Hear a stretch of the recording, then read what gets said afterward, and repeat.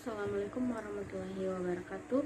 Perkenalkan, nama saya Irmianti dengan NIM L021241005, Program Studi Manajemen Sumber Daya Perairan, Fakultas Ilmu Kelautan dan Perikanan. Nah, kali ini saya akan mempresentasikan karya tulis ilmiah saya yang berjudul Pengaruh Polusi Laut Terhadap Populasi Ikan Konsumsi di Perairan Pesisir Indonesia. Nah, selanjutnya kita akan masuk ke bab 1 pendahuluan.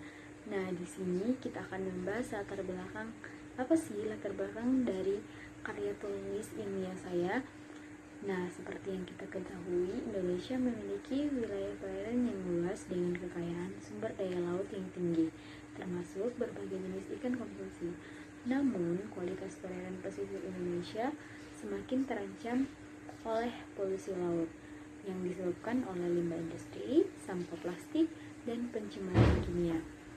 Nah, polusi laut ini berdampak signifikan terhadap ekosistem laut, termasuk populasi ikan yang berperan penting dalam rantai makanan dan kebutuhan pangan masyarakat. Polusi laut, sebuah isu global yang semakin mendesak, telah menimbulkan dampak yang sangat signifikan terhadap ekosistem laut, khususnya pada populasi ikan konsumsi. Aktivitas manusia yang tidak berkelanjutan seperti industri, pertanian, dan perikanan skala besar telah menyebabkan masuknya berbagai jenis polutan ke dalam lautan. Nah, polutan-polutan ini mulai dari bahan kimia berbahaya hingga sampah plastik telah mengganggu keseimbangan ekosistem laut dan mengancam keberlangsungan hidup berbagai spesies laut termasuk ikan. Nah, berdasarkan latar belakang yang saya jelaskan tadi dengan sesingkat mungkin, maka yang menjadi rumusan masalah saya itu ada 3. Nah, yang pertama itu, apa saja tantangan utama dalam melindungi populasi ikan konsumsi dari ancaman polusi laut? Yang kedua, apa dampak polusi laut terhadap populasi ikan konsumsi di perairan pesisir Indonesia serta terhadap kesehatan masyarakat? Yang ketiga, upaya apa yang dapat dilakukan untuk mengurangi dampak polusi laut terhadap keberlanjutan populasi ikan konsumsi. Nah, selanjutnya bab 2, tinjauan pustaka. Nah, adapun beberapa hasil penelitian dahulu yang relevan atau berhubungan dengan tulisan yang saya buat ini atau karya tulis ilmiah yang saya buat ini, yaitu yang pertama ada Hermawan et al. 2022 menyimpulkan bahwa penelitian tentang mikroplastik pada ikan konsumsi sangat diperlukan. Data konkret dan kontinu mikroplastik di Indonesia sangat sedikit. Mikroplastik menjadi ancaman potensial terhadap kesehatan dan kegiatan ekonomi manusia. Nah, yang kedua itu ada Sarasita et al. 2009 menyimpulkan bahwa polusi laut plastik dapat memasuki saluran air melalui sistem drainase maupun pembuangan limbah yang akan berakhir di laut.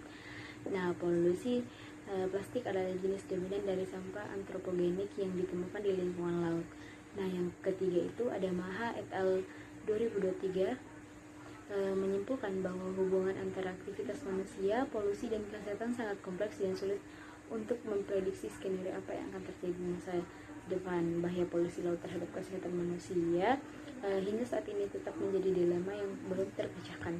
Yang Kabarsa 2020 menyimpulkan bahwa polusi dari tumpahan minyak dan bahan kimia lain dari perusahaan kapal Indonesia Laut merupakan sumber pencemaran yang mengancam keberlangsungan kehidupan ekosistem laut. Nah, yang kelima ada Siregar et al. 2003 menyimpulkan bahwa pencemaran akibat sampah merupakan pemandangan biasa bagi masyarakat.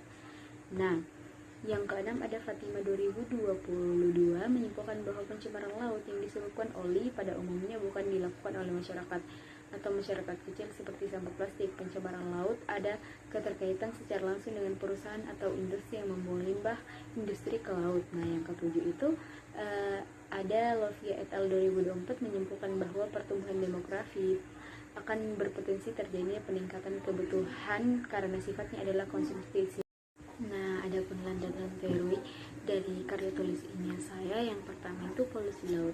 Nah, polusi laut adalah pencemaran yang terjadi di lautan akibat masuknya berbagai jenis bahan atau zat berbahaya ke dalam ekosistem laut yang dapat merusak kualitas air, kesehatan ekosistem, dan keberagaman hayati di laut.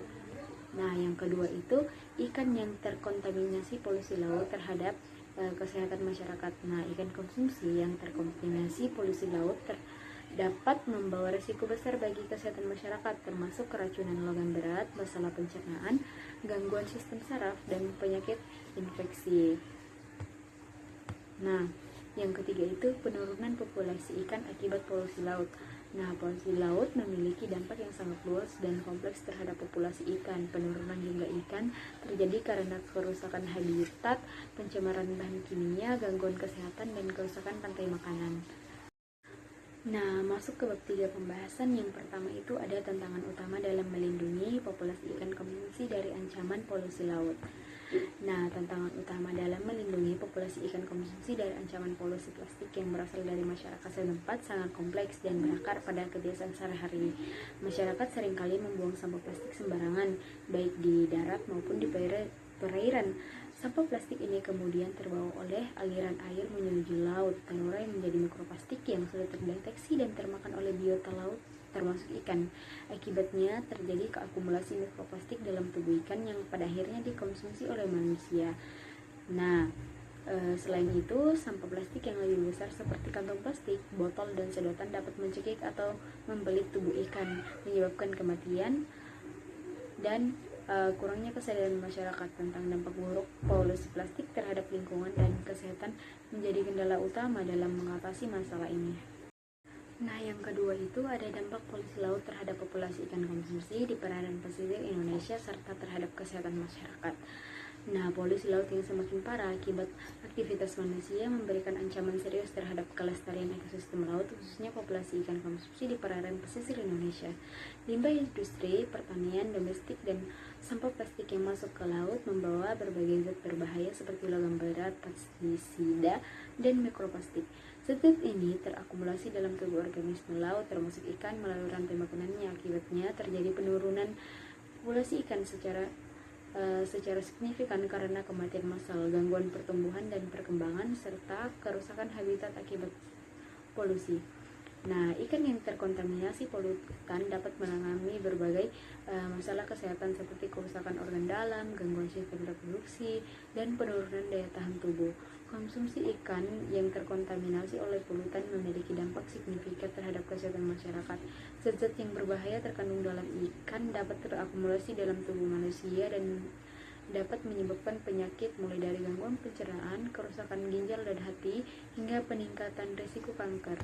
Anak-anak yang ibu hamil merupakan kelompok yang paling rentan terhadap dampak negatif konsumsi ikan yang terkontaminasi karena sistem kekebalan tubuh mereka yang masih berkembang belum mampu menangkal zat-zat berbahaya.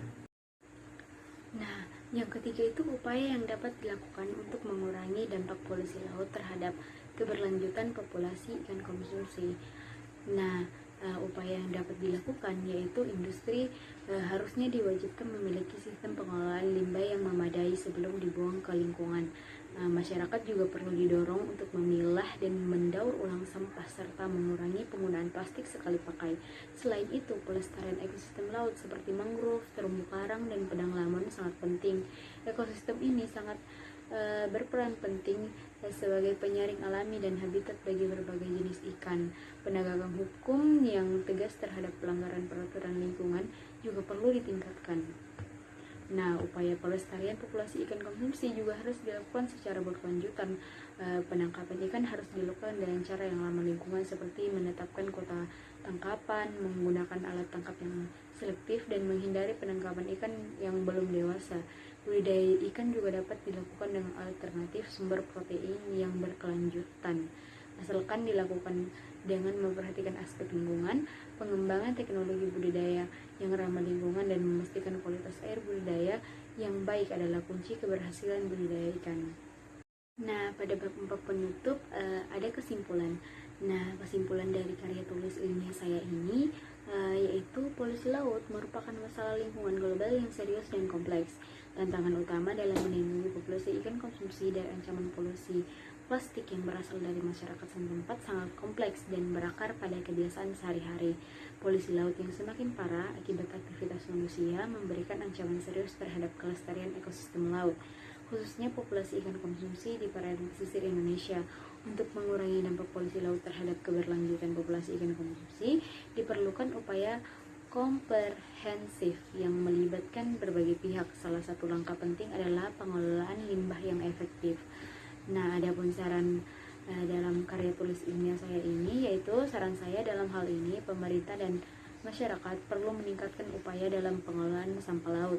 Hal ini termasuk penerapan sistem pengelolaan sampah yang lebih efektif di kawasan pesisir, penerapan sanksi bagi pembuang sampah sembarangan, serta kampanye untuk mengurangi penggunaan plastik sekali pakai. Selain itu, perlu ada peningkatan fasilitas pengelolaan limbah dan pemanfaatan teknologi daur ulang yang ramah lingkungan. Mungkin itu saja yang dapat saya paparkan dalam karya tulis ilmiah saya. Lebih dan kurangnya mohon dimaafkan. Wabillahi taufiq wal hidayah. Wassalamualaikum warahmatullahi wabarakatuh.